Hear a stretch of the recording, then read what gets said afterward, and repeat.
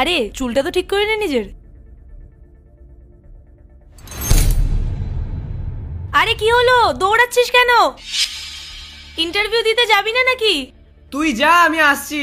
আরে হয়েছেটা কি? কিছু না, আমি একটা ভুল করে ফেলছিলাম। কেমন ভুল? এসে বলছি, তুই ইন্টারভিউ দিতে যা।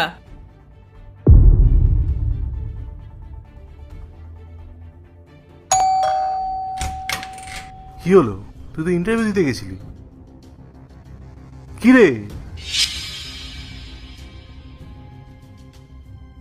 কি রে কি খুঁজছিস? আমি এখানে একটা জামা রেখেছিলাম, ওটাই খুঁজছি। আরে এখানে এতগুলো জামা কাপড়ের মধ্যে তুই কোন জামাটা খুঁজছিস? আরে আমি এখানে 3-4টে জামা বার করে রেখেছিলাম, ওটাই খুঁজছি। ওগুলো তো পাবি না।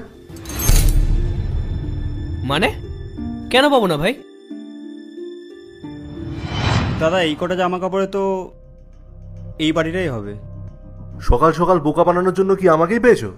কি বলছো দাদা? ঠিকই বলেছি। আমি কি প্রথমবার জামা কাপড় দিয়ে বাসন নিচ্ছি নাকি? আমার কিচেনে অত বাসন আছে না, আমি সব ওরকম ভাবেই নিয়েছি। চলো এই বাড়িটার সাথে ওই থানাটাও দাও। কি আর বলবো, নাও। আরে তুই পাগল নাকি? আমাকে না জিজ্ঞেস করে আমার জামা কাপড়গুলো দিয়ে দিয়েছিস কেন? ওগুলো পুরনো জামা কাপড় ছিল, তাই জন্য দিয়ে দিয়েছিলাম। কেন, কোনো ইম্পর্টেন্ট জিনিস ছিল নাকি ওর মধ্যে? হ্যাঁ ইম্পর্টেন্ট ছিল। তুই এখন বলতে পারবি ওই ফেরিওয়ালাটা কোথায়? আমি কি করে বলবো?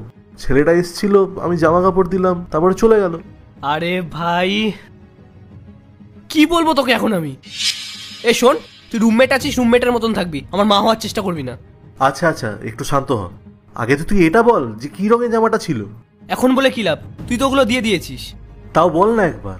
চেক শার্ট ছিল, লাল সাদা।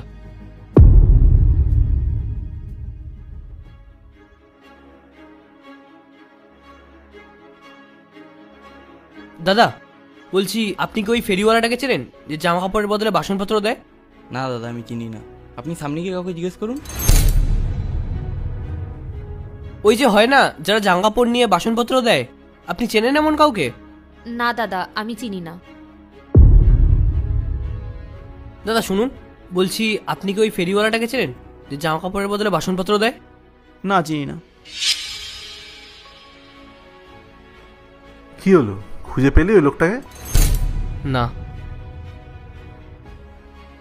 দেখ তো এই জামাটা নাকি।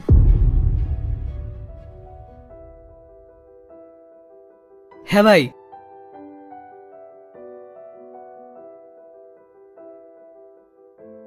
এটা আমার বাবার ফটো। তুই এই ফটোর জন্য এত চিন্তা করছিলি? ফটো আর জামা দুটোর জন্যই। আরে